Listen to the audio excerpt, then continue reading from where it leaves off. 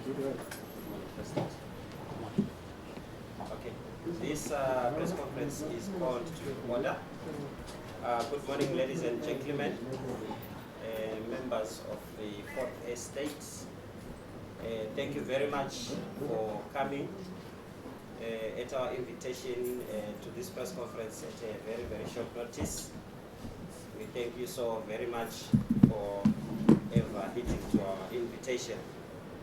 Today's press conference is called specifically to give our response as a party to the SONA State of the Nation address by His Excellency the President of the Republic of Zimbabwe yesterday. So we have none other than the President of the MTCT, the Honorable Senator Douglas Mwonzora, to take us through today's engagement with yourselves. So I don't think I need to introduce any members on the leadership that is before us. Maybe I should. I have immediately next to me here the National Chairman of the party, Honorable Senator Morgan Komichi. I also have to the left of the President, the Secretary General of the party, Honorable Madam Paulina Mpariwa, and also the National Vice Chairperson, retired Major Charles Mutsekwa. So this is the leadership that we have today, and without much further ado, I will hand you over to the President to proceed with our engagement. Mr. President. Thank you. If you can liberate me on this one. Thank you very much, ladies and gentlemen of the press. Our National Chairman, Senator Morgan Komichi, Deputy National Chairperson, Major Giles Mutsekwa, our Secretary General, Madam Paulina Mpariwa, and our spokesperson, Mr. Witness Dube. Thank you very much, ladies and gentlemen, for coming to this press conference. We know also that the notice was short, but thank you so much. The purpose of this press conference, as the spokesman has said, is to discuss our appreciation of the SONA, but it is also to give you the developments that have happened in the party and in the country. Since our extraordinary Congress on the 27th of December 2020, our main task has been to stabilize and unite our party. We are happy to advise you that our party is completely stabilized and our structures are fully functional. Our meetings are being well attended and our people are motivated. We are also happy that our philosophy of the rational disputation is gaining currency among the Zimbabweans. We remain committed to dialogue, and the reason, the artery of that dialogue is the betterment of the lives of the Zimbabwean people. Ladies and gentlemen, on the 11th of June, we wrote a letter detailing our demands for dialogue to the President, Dr. Mnangagwa. On the 16th of September, he replied to that letter in writing. And he makes certain propositions in his reply to us. These are the propositions that we are currently subjecting to internal discourse. To that end, we have started consultation with our structures. We are going province by province, district by district, consulting our structures. This process started yesterday with Harare. It started last week with representatives from the provinces. 6 of the top officials from each provincial executives were in this very room being briefed by senior leadership. And now we are at the process where we are consulting the provinces themselves, the provincial councils. Today we will be in Chitungwiza consulting our Chitungweza structure. And then after that, our leadership are going to be sent to the various provinces. I know Chairman Komichi will be going for Manicaland. I will be going to Mashonaland East. The Secretary General will be going to, is it Mashingo again? Mash East with me, and then Mashonaland West, where she hails from. The President yesterday delivered his State of the Nation address. There are a number of things that we do agree with in that State of the Nation address, and there are a number of things that we do not agree with. First, on the issues that we agree with the concept and the proposition that in order to promote Zimbabwean industry, to promote manufacturing, we must promote the campaign of Buy Zimbabwe. In that campaign, Zimbabweans should be encouraged to purchase those things manufactured in Zimbabwe. To that end, we urge the manufacturers to make sure that their standards are acceptable. But we want to join in the campaign that people must buy from the Zimbabwean manufacturers. We also agree that there is now a new phenomenon in agriculture of young emerging farmers. And these farmers are doing very well. They are very innovative. They are full of energy, and they have a lot of imagination. So they have to be encouraged. We also agree that because of the resurgence of manufacturing, albeit at a smaller scale, there is a more demand on electricity.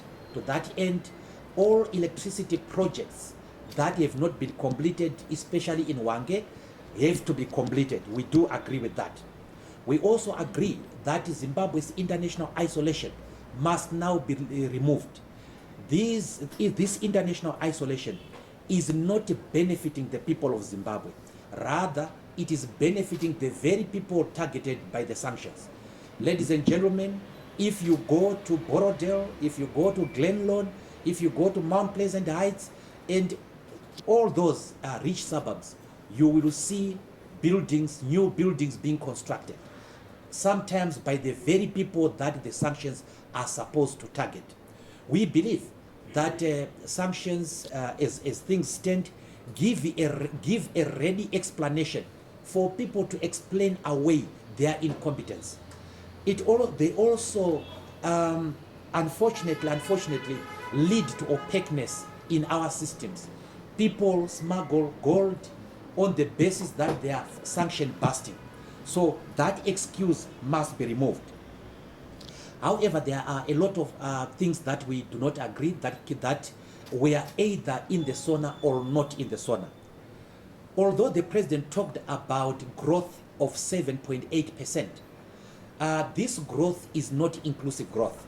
This is growth that the common man and the common woman are not feeling. So we want inclusive growth that will be enjoyed and felt by all the Zimbabwean people, especially the poor. We are mindful of the fact that 49% of the Zimbabwean people live below the poverty datum line. Therefore, we want inclusive growth. Although the government is saying that inflation has stabilized, the exchange rate have stabilized, on the ground, empirical evidence shows that inflation is going up and that the exchange rate is very, very unstable. While the president talked of the auction rate, we know that besides the auction rate, which is the official rate, we do have the parallel market. And this parallel market is driving up inflation. And we were told by the Zimbabwe Anti-Corruption Commission that the parallel rate, exchange rate, is being driven by the big wigs. To that end, we want the government to tackle corruption more seriously. The plunder of our national resources must be harnessed forthwith. We hear from the economists that $3 billion, United States dollars, are being lost in Zimbabwe to illicit financial flows. The Zimbabwe Anti-Corruption Commission has given a figure to date of 1.8 billion being lost as a result of corruption. And according to the chairperson of the Zimbabwe Anti-Corruption Commission, this is being done by the big wigs. So we call upon President Mnangagwa and the government to rein in on these culprits, to bring to book these criminals. These criminals are economic saboteurs, and they are sabotaging the people of Zimbabwe. They are shortchanging the poor and the downtrodden.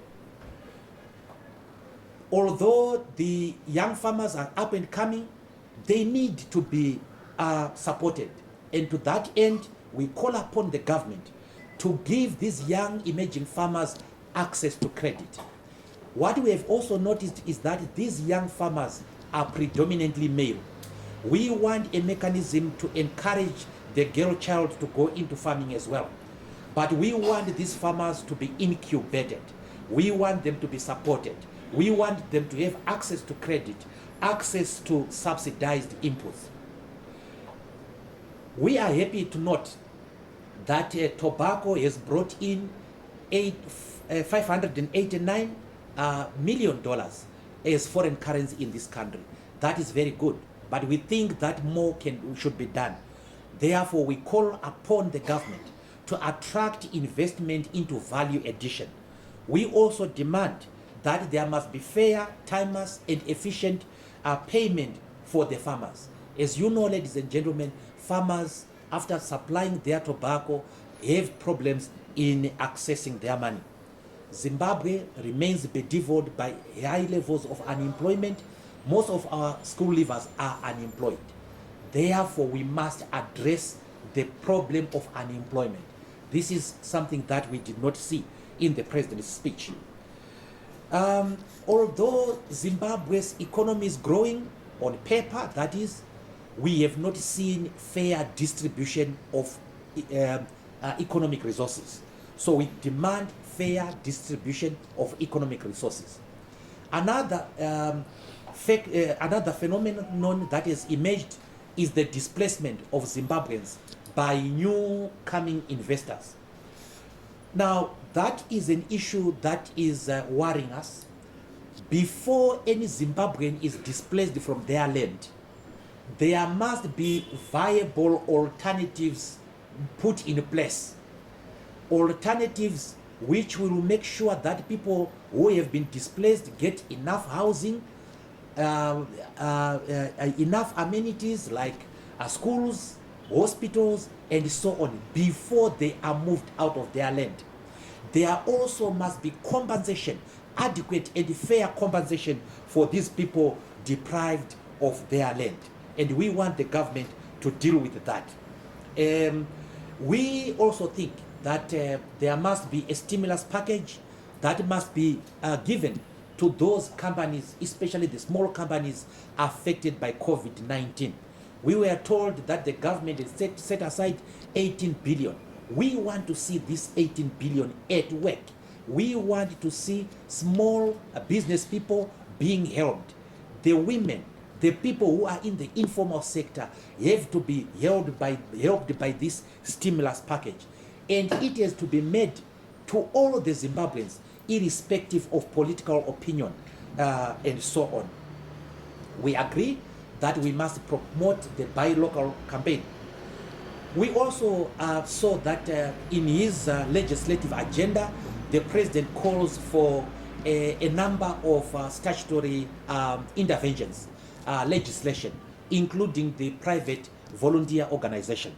Here, we want the government to enact laws that protect and promote civil society, and so that civil society organizations are free to do their work, are free to exercise oversight, are free to criticize the government or government-related institutions without any hindrance. We call upon freedoms to be extended to civil society, and that this civil society must be strengthened. The remuneration of our workers remains a great source of worry for us as a social democratic party. And this is more pronounced, I think, for civil servants. Their salaries are below the poverty datum line. And already we have been told that the total consumption poverty line in Zimbabwe is over $6,000. This has to be redressed.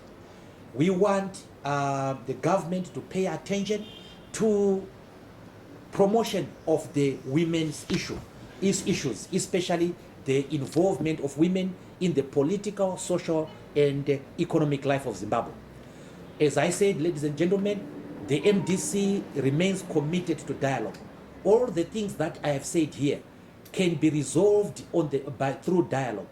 These cannot be resolved by the government alone. This must be resolved by the government, civil society, business, labor, and the political parties, whether they are in parliament or outside parliament. That is why the MDCT has called for electoral reforms.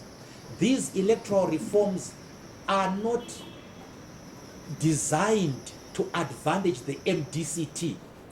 They are designed rather to lead to social, political, and economic reforms that will benefit the people of Zimbabwe. On the electoral reforms, we call for the diaspora vote. We also call for the reform of the Zimbabwe Election Commission. You will notice, ladies and gentlemen, that the Zimbabwe Election Commission has committees under it. And these committees are dominated by the executive. So we want dialogue. And we think, as the MDCT, that elections without reforms will lead us back to square one. This is not the first time that the MDC is talking about this. After its Congress of 2014, the MDCT embarked on a program, no reforms, no elections. We then formed the National Electoral Reform Agenda for the purposes of pushing electoral reforms. This is where we are at. We want elections, but we want elections after reforms. And these reforms must be embarked on as a matter of urgency in time for the elections. So, ladies and gentlemen, the MDC wants elections, but wants elections after reforms. The sequence, according to the MDC, for the sake of completeness, is that reforms first and then elections second. There are those people, some of our friends, who think that we must go to elections first and then do electoral reforms second. We do not share in that foolish bravery at all, because we have seen this before in Zimbabwe. We have had elections without reforms, and we have had the results of those elections without reforms. So we want reforms first, and then we have elections after reforms. And these reforms are a matter of urgency for the Zimbabwean people. Thank you very much, ladies and gentlemen.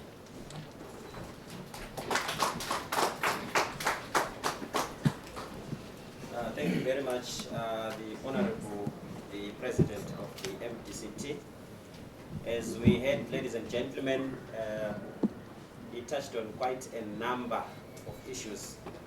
So if we are to do justice, if you are to do justice to the topics that he touched in his response to the State of the Nation address and other topical issues, it will be good for us to be brief in our inquiries and to avoid lengthy comments and just go straight into the business of asking for points of clarity, so that we can carry the message from all the nuanced understandings that must come from this engagement.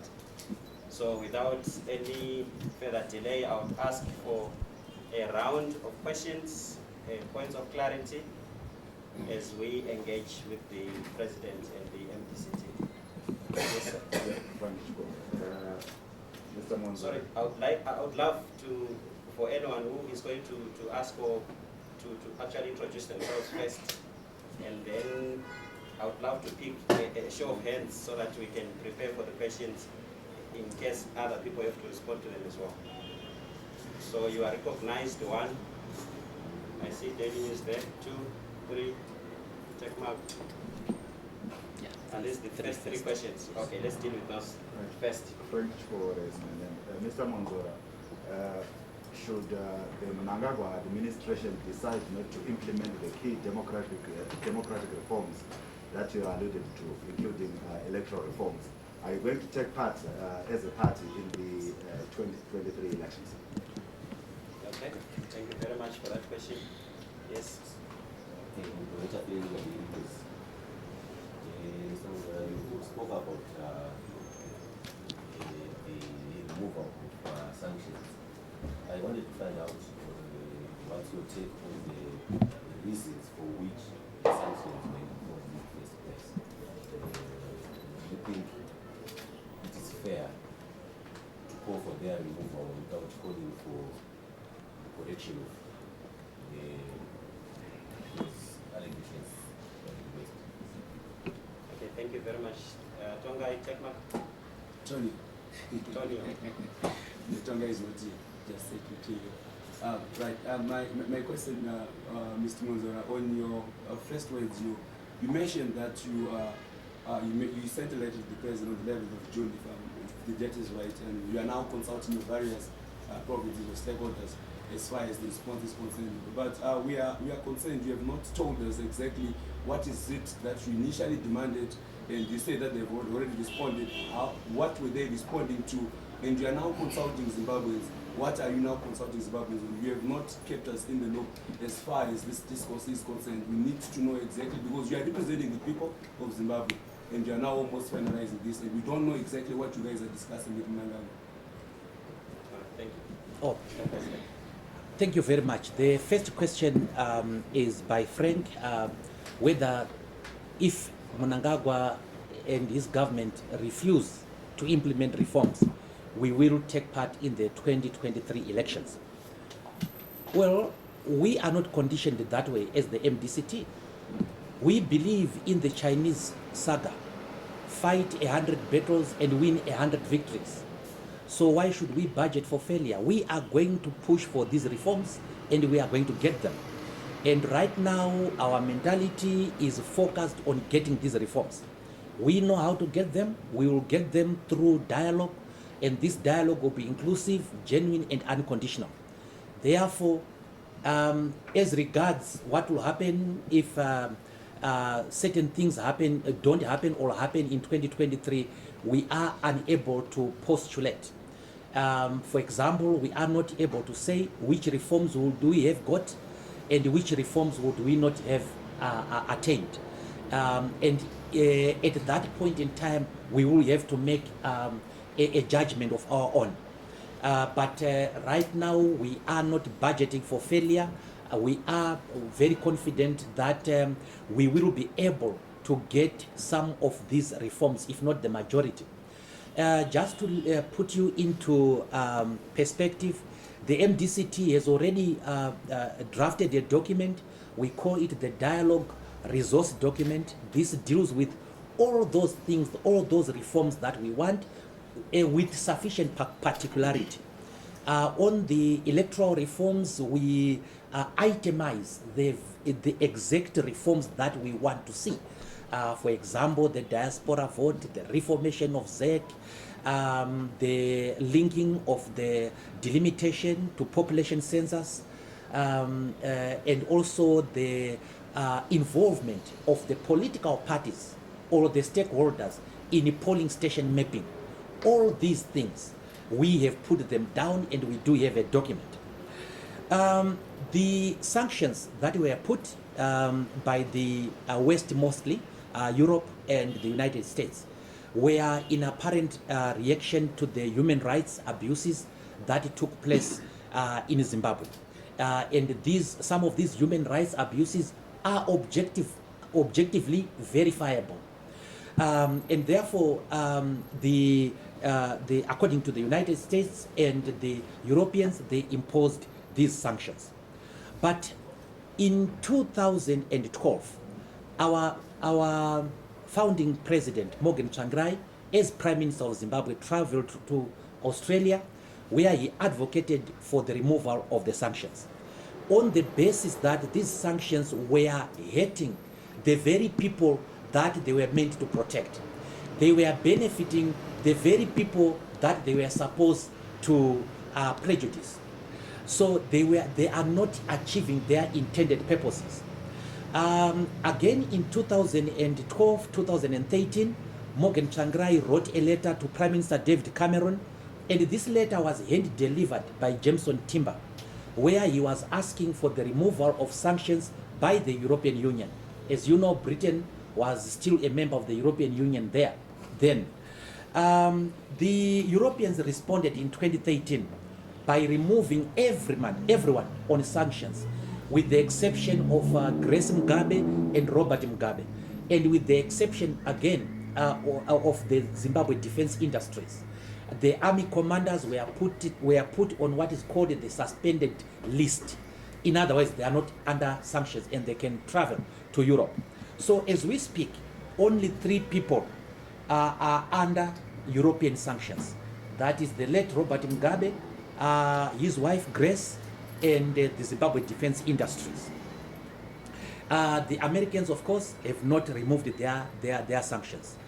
But our view as the MDC, our position is that we support the international re-engagement of Zimbabwe with the international community. But this re-engagement must be made, in this re-engagement, any positive movement on the part of the international community must be matched by an equally positive movement on the part of Zimbabwe in instituting key social, political, and economic reforms. In other words, the movement regarding sanctions must be on a quid pro quo basis. We are not advocating, as others may be doing, for removal of sanctions while Zimbabwe folds its hands. Zimbabwe must be active in ensuring that these measures are removed by instituting key political, social, and economic reforms. But the fact of the matter is that these sanctions are not affecting the people who are targeted. They are having unintended consequences. Ladies and gentlemen, I think we have been under sanctions for over 2 decades. The lives of the Zimbabwean people have not improved. The economic system has not improved. The social system has not improved. The electoral system has not improved. And therefore, we think that they are not working. If anything, sanctions give a ready excuse for people to explain away their incompetence, to explain away their corruption, and so on. My friend Tonio, thank you very much for the question. What exactly did we demand from President Mnangagwa, and what did he say in return, so that Zimbabweans are not in the dark? I want to thank you, and I want to say to you, there are certain principles that we as negotiators know and live by. One of the principles is that we don't negotiate in public. Negotiation in public is not the best thing to do, and it's not the most effective thing to do. But what we did put to the president generally is the need for dialogue, and the reason for the dialogue, the major reason for the dialogue, is to do those things that will result in the betterment of the lives of the Zimbabwean person. It may be reforms, it may be other measures, and so on, but it must be calculated to improve the lives of Zimbabweans. And this dialogue must not generate an elite pact. In other words, it must not be an agreement between ZANU-PF and MDCT. That is an elite pact. It must be organic.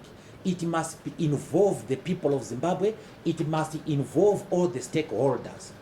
So again, in that paper, we did suggest timelines to the president by which the reforms could have been done, and all the dialogue could have been finished. We were mindful, of course, that we have 2023 coming, we have elections coming, And if we do not do these things as a matter of agency, they may become academic because they may be overtaken by events.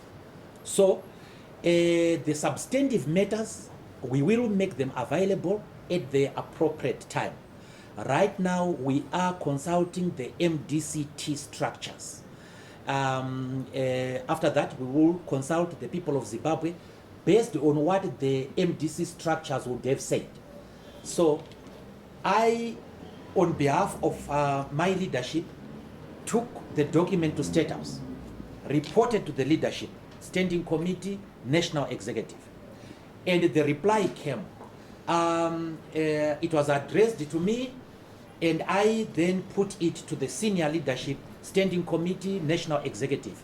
It is the National Executive that said, before we go to the National Council, we need to hear what our structures are saying. And that is the process that we have started. After consulting the structures, which should be after about 10 days from now, after consulting our structures, we will convene a National Council meeting. The National Council will give us a final directive on what to do. Depending on what they say, we will then go to the people of Zimbabwe, the general people of Zimbabwe. So I'm sorry to say that I can't tell you the substantive matters. I have heard some people saying, oh, maybe you went to ask for postponements of elections, maybe you are afraid of by-elections and so on. Well, I know that those people who are saying that are actually afraid of the by-elections. I know that those people who are accusing us have informally approached the government to say we do not want elections, and yet they cry more than the bereaved. And when time comes, I'll name them. But we want reforms and then elections. Thank you very much. You want to make a follow-up question? Yes, maybe straight away. Yeah, follow up is with regard to the dialogue. I hear you say you are now consulting the party. I thought the idea for dialogue came from Congress, which means the party, which mandated you to seek dialogue. Oh, thank you very much. Sorry, I've understood your question actually. The party mandated us to pursue dialogue. And in that pursuance of dialogue, we had a strategic retreat of the National Standing Committee that produced the document that I took to President Mnangagwa. But the party members did not know how President Mnangagwa and government were going to react. They have reacted. It is this reaction that we are consulting them upon. Not consulting them on whether we should dialogue or not. It is now because of this reaction, because of this development that they were unaware of at the time that they made their instruction to us. So that is what we are consulting upon. Thank you very much. Second round. You can only see Tonio again. Is there nobody else? Okay, Tonio, shoot already. Maybe it's also more or less of a follow-up on those pertinent issues. There's not been any appetite from the government to reform. You've been pushing the reform agenda for as many years as I remember. Even last election, you even marched to ZEC, you sent a proposal to ZEC, a demand rather, after marching to ZEC, and there's not been any change as far as your demands are concerned. Is this not going to be a scapegoat or an excuse not to be going through for elections, since your conditions are very clear that no reform, no election? Should we be wrong to take it that there are not going to be any elections, since obviously the government is not going to be giving you any reforms, because we don't think they're going to be giving you the reforms? Will it not be interpreted that there are not going to be any elections, since they will never give you these reforms that you've been demanding for the past 10 years? Unlike our colleagues, Tonio, unlike our colleagues in the opposition, we don't give up. The fact that the government has not allowed reforms over the years is no good enough reason why we should not insist on them. And as we are predominantly labor-based, as we are predominantly conceived from the trade union movement, we will keep on knocking. We shall keep on knocking. and we shall not give up until we get those reforms. And these reforms are reforms that guarantee the secrets of the vote, the security of the vote, and the security of the voter. Now, what are our colleagues in the opposition saying? They are saying that they want elections, whether there are reforms or not. And our view of that is that, number one, they are being inconsistent, because under Morgan Tsvangirai in 2014, we came up with the issue of electoral reforms preceding elections. And some of the reforms, like the biometric voter registration system, we were able to get them. Some of the reforms, like the code of conduct for political parties, we were able to have them. Now, as things stand, our colleagues in the opposition will point out to you the things that are wrong about the electoral system in this country. They will say to you that they have been winning elections, we have been winning elections since our formation. And then they don't answer the question of why we have not attained power. It's because of the electoral system. Now they want us to go to elections without reforms. That is doing the same thing and expecting a different result. That's why, of course, you would hear Senator Komichi very vociferous on that, that elections without reforms are an act of foolishness. It's doing the same thing and expecting a different result. Now, how do we attain these reforms must be what should exercise our minds as the opposition. Our friends think that they should go to SADC. Some think that they should demonstrate. Some think that they should write a lot of stuff on Twitter, on Facebook, on WhatsApp. We believe that those methods don't work. Demonstrations, the streets are there, but I have not seen the demonstration taking place. What I have seen are leaders calling for demonstrations, and on the day of the demonstrations, they disappear. And some of them, we see them in the mountains. Some of them are retrieved from ceilings. Some of them tweet that I am not in Harare, I am in Vukururu, to give an alibi to the state, afraid of being arrested. Until we have brave leaders, those demonstrations will never be done. They will always be things that people will talk about. Now, what are we saying as the MDC? We are saying we want to use dialogue. Why are we saying we want to use dialogue? Because on 3 occasions, dialogue has worked. The War of Liberation was ended at Lancaster with dialogue. The madness in Matabeleland, the Gukurahundi massacres, were ended with the dialogue and the signing of the Unity Accord. The senseless bloodletting in 2008 was ended with the dialogue, culminating in the signing of the global political agreement and the consummation of the government of national unity. It has worked before, and therefore we are fortified in thinking that it can work again.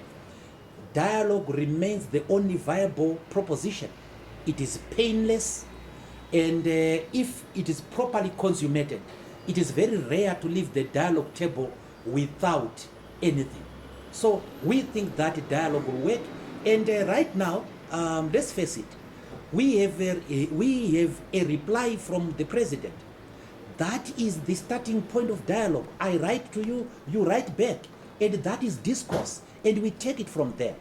And we are happy as the MDCT that we have managed to achieve that, to get the president to reply to us and to commit himself to dialogue. And we intend, of course, to take advantage of that. Thank you very much. Let me hear from this gentleman here. I understand Zamke from the record saying dialogue can only be done properly. Are you going to encourage to dialogue properly? Or you want to have another bite? Maybe we are running out of questions. We may have the last few hands, then we call it a wrap. Tony, you want to come in again? Okay, so this will be the last 3 if we don't raise any more pending issues. You should give Tonio the freedom of Harvest House. He has it already. So Yeah, Mr. Mwonzora, you talk about dialogue being the only way to go.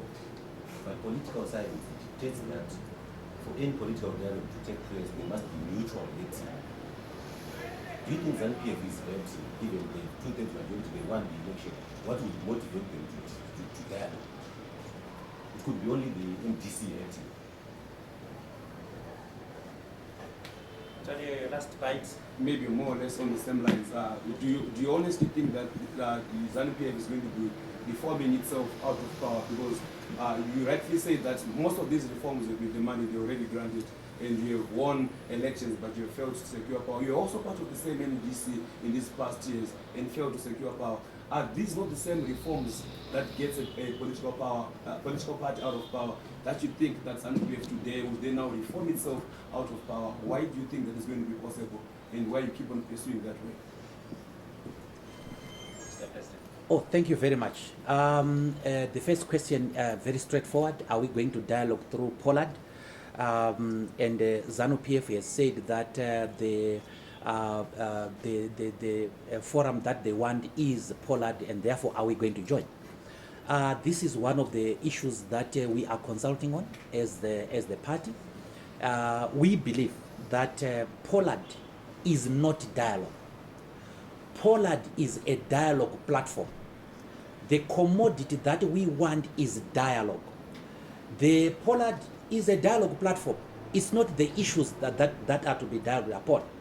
So we are consulting our members, and we will make their decision known very, very soon. But of course, just to let you, if we are to go to the Pollard route, there are a few things that we will obviously insist upon. What we are interested as the MDC in is the dialogue that is inclusive, that is genuine, and that is unconditional. Whether it is made through the platform of Pollard remains to be seen. But we are interested in a dialogue. The dialogue platform is a secondary issue. Mugoe, you say that the political scientists that say that in order for you to engage in a political discourse, there must be mutual hate. In other words, there must be mutual injury. And you ask me a question on whether I think that ZANU-PF is hating. Of course, ZANU-PF is hating. Of course, nobody wants to preside over unhappy people. No one wants to preside over impoverished people.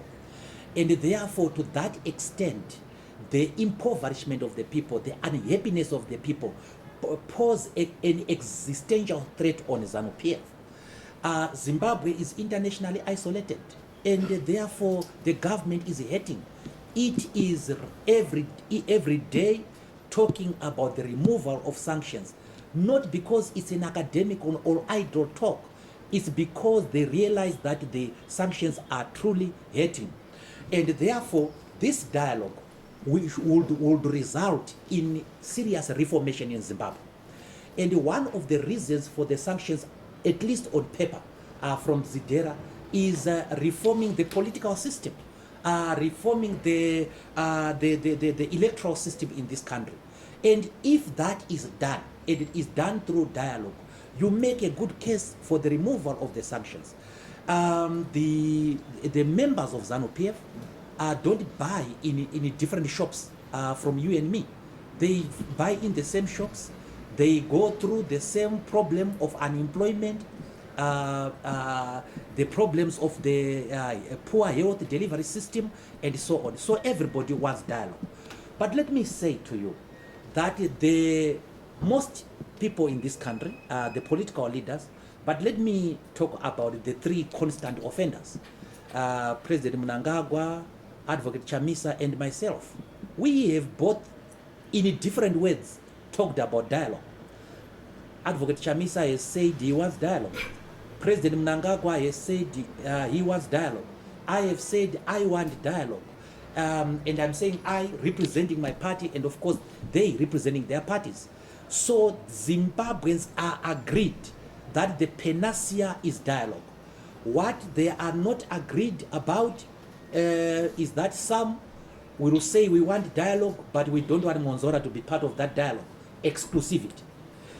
Some will say we want dialogue, but first of all, do this and that. We beg to differ. We say dialogue must be inclusive. Every Zimbabwean who has an interest to protect or to advance is free to be a member of the dialogue process. But also importantly, we want civil society involved. We want churches involved. We want labor movement to be involved, business to be involved. They may not be involved on an equal footing like we did in COPAC. In COPAC, there was involvement of civil society, but we as COPAC, we as the parliament, we were driving that process. So it is possible to have a dialogue platform which is run by political actors, but which involves in its process civil society and trade unions, business and churches. Now the other question is, can ZANU-PF reform itself out of power? What ZANU-PF thinks is irrelevant. What ZANU-PF wants is irrelevant to us. What is most relevant to us is what the people of Zimbabwe want. If the people of Zimbabwe focus on what they want, no one will stand in their way.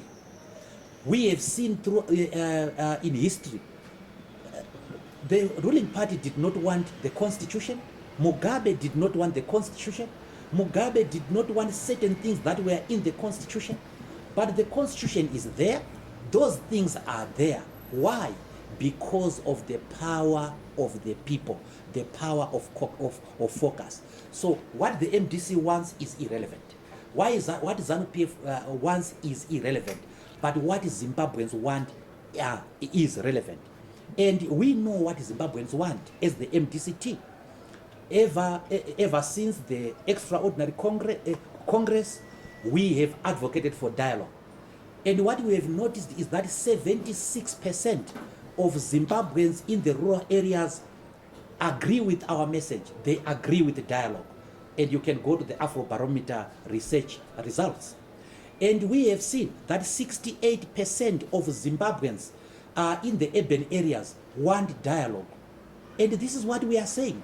So we are in message with the people of Zimbabwe. And we also know from the Afrobarometer actually that 66% of Zimbabweans want an inclusive government. It goes on to say 66% of those belong to Advocate Chamisa's party. That means Advocate Chamisa is not in agreement with the 66% of his supporters. That's how you interpret that statistic. So we are happy that we are doing dialogue. Yes, it is possible to get reforms, Tony, and it is possible to get reforms that ZANU-PF does not want. The raison d'etre, the reason for dialogue is not to get rid of anybody. It's not to get rid of ZANU-PF. It's not to bring MDC to power. The reason for dialogue is to do those things that are in the best interest of the Zimbabwean people. Those things that will lead to the betterment of the people, of the lives of the people of Zimbabwe. Our friends in the opposition are looking at dialogue as a source of power for themselves. No, it is not for us the reason. The reason is to do those things that are in the best interest of the people of Zimbabwe. Is it in the best of interest of the people of Zimbabwe that we talk it over and we improve our economy? Is it in the best interest of Zimbabwe that we have electoral reforms which will result in the enfranchisement of our people in the diaspora? Is it good for Zimbabwe? Is it good for Zimbabwe that we dialogue our electoral system, violence out of our electoral system? Is it in the best interest of the people of Zimbabwe? If we achieve that, whether I become president eventually or I don't is irrelevant, as long as we achieve that for the people of Zimbabwe. We are doing this for the people. We are not doing this for ourselves. We are dealing with certain perceptions. In conflict management, we believe that leaders confront conflicts directly. Whenever there's a challenge, a true leader is the one who stands up and confronts that particular conflict in order to provide a solution. In Zimbabwe, we do believe that there's a conflict, politically and economically. And we've been brave enough as this team to stand up and say, let us dialogue on these issues because these issues are real. When we move outside and we see the people outside, people in Zimbabwe, they are suffering, including yourself and ourselves. Every worker, every family, every member in this country is suffering. That's admitted, there's no doubt about that. And the courage that we've shown as leaders to stand up and say, let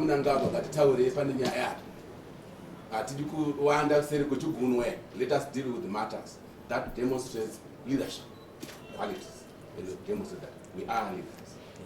Well, it's not true that our STWA doesn't want dialogue. After 2018 elections, he sent 2 emissaries that I know to go and speak to President Mnangagwa. The 2 emissaries came back with good news, and they were disappointed because the young men lacked the courage of leadership. The young men lacked the courage to confront the problem as it was. If you happen to meet one of the emissaries, he will tell you the details. I know him. We came back from Emerson Mnangagwa's team with good news to dialogue. But finally, the men chickened out. So you must not be lied to. Let me tell you, I'm one of the emissaries who worked on that project to resolve conflicts of Zimbabwe. So the question that is required there is leadership. And this is what you do not see in other people. And what you see today is leadership. We want to resolve problems of Zimbabwe. We don't care whether we will become whatever in future as Komichi, as Mwonzora, as Mzuri, as what. But we are bothered and concerned by the welfare of our people. That we are committed. We've got a vision. We've got a strategy and a plan. What you just listen from the president of MDCT is both strategy, vision, and a plan to resolve. Because there's no guarantee that if you go to any contest or any event without a strategy, you would win. We have gone through elections over and over again. But as long as we lack a strategy, vision, and a plan, you will not go anywhere. So we do not promise Zimbabweans false rules. We are engaged in a strategy. We believe strongly that out of this strategy, we will get something for the people of Zimbabwe. Not for me, not for the SWA. We are focusing from the issues of power and focusing on issues of economy. We know Zimbabweans want to deal with economy. And out of economy we can get power. We know that. So we're strategic in our approach. But however, we need to communicate. Thank you so much. Thank you, Mr. Chairman. Totally, we as you can see, leadership is the courage to do the right things, even if that expose you to temporal ridicule. Yvonne, do you have anything to ask? Since you've asked, I'm going to ask Sarah, maybe for the avoidance of doubt, what is it that Zimbabweans want that you are taking onto the dialogue table should that platform be created? Oh, thank you very much, Yvonne. Zimbabweans want peace. Zimbabweans want economic inclusion. They want an end to poverty, deprivation, and misery. They want equal access to national resources. They want equal opportunities. Right now, people of your age, some are being given access to mines because they belong to certain political parties, while you won't get the same opportunities. So Zimbabweans want equal opportunity. Zimbabweans, especially the young people, want to live this life to their full potential, and they have this potential, but they do not have the means. So they want an enabling environment to thrive, an enabling environment to grow and realize their dreams. Zimbabweans want to be a friend of the world. The Zimbabweans don't want to be a friend of the Americans, of the Chinese, of the British, of the Indians. Zimbabweans want to be friends of everyone. So Zimbabweans also don't want the hate language. Zimbabweans are tired of fighting amongst themselves. Zimbabweans want a political party or political parties which are institutions, that are organic beings and not one man, one women band. So we think that also Zimbabweans, of course, they want free and fair elections. It goes without saying. Every Zimbabwean wants his or her vote to count. Zimbabweans in the diaspora are Zimbabweans. They have interest in this country. They are being given obligations, and the obligation is to remit income to Zimbabwe. But that obligation is not met with a right, which is the right to vote. Zimbabweans want people in the diaspora to vote.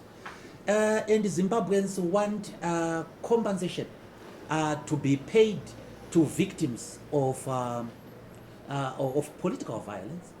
We have Gukura Hundi, we have Mramba China, we have the 2008, we have 1st of August shootings, the 6 people. We have 14 to 16 January 2019 shootings. I think it was 22 people who died. They need to be compensated. So Zimbabweans want those people to be compensated. Zimbabweans want their government to say sorry. Zimbabweans want truth telling. Zimbabweans want to know what happened to their loved ones. Zimbabweans want an end to this type of politics. Zimbabweans want the politics of rational disputation and tolerance. Thank you very much, Mr. President. Thank you very much, members of the press, for this time. We hope to see you in our future engagements. Thank you very much.